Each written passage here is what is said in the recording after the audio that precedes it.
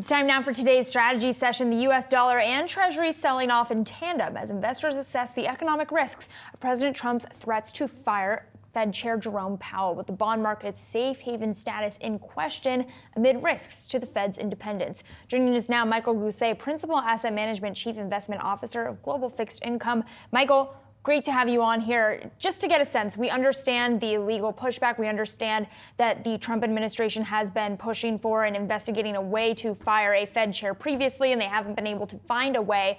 But hypothetically, how bad would a firing of the Fed chair be for financial markets? Good morning, and thank you for having me. It would be bad. There's no doubt that the uncertainty that already exists with regard to tariffs, how that plays out in terms of growth prospects going forward, are undermining some of the markets that were just referenced. Certainly, if we go forward and start to think about just the overall security and trade apparatus that have been dominated by the U.S. for the last 40 or 50 years coming into question, you're seeing that undermining the value of the U.S. dollar.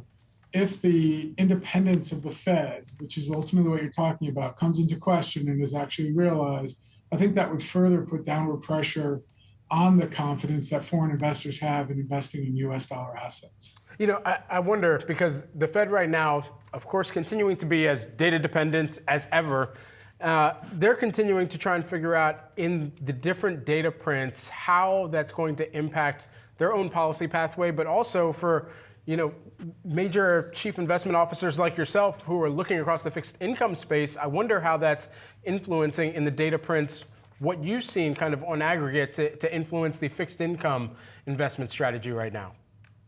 That's a good question, because I think the troubles that the Fed is having is the same that we're having as investors, which is all the data that's coming out now is stale. It doesn't matter anymore. It's really with a different regime, effectively, in terms of how the markets are going to behave. So as we go forward, the Fed is data dependent.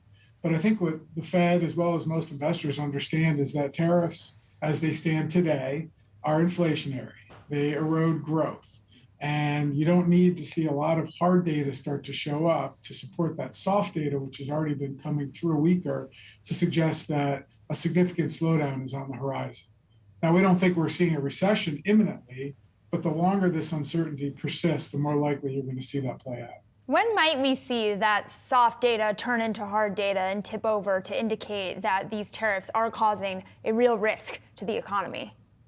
It's probably another month or so before you really start to see that hard data show the deterioration that we all expect. I mean, you certainly have heard anecdotally from CFO surveys and companies themselves as they release earnings with really no guidance. That should undermine some confidence that M&A and capital expansion, as well as hiring plans, are definitely being put on hold. And so as long as that persists, you will see that show up in hard data, which could be as soon as May. And that's really good context, I think, for the audience, just in terms of when we will see that tariff momentum playing out in economic data. I do want to talk to you about some evidence we're seeing in bond market moves, specifically the 2s10s yields curve here, hitting a new cycle high. What does that tell you about the degree to which the term premium is rising for investors and what that tells you about sentiment? Yeah, I think there's two pieces in there. One we hit on earlier, which is those international investors who are a large supporter of the U.S. Treasury market. Perhaps are getting a little nervous, whether that's related to some of the government uncertainty and policy uncertainty or growth uncertainty and inflation uncertainty. But regardless, that's undermining some of the confidence that they have. And as a result, you're seeing more term premium need to be priced into the market to incentivize them to invest in the U.S. Treasury market.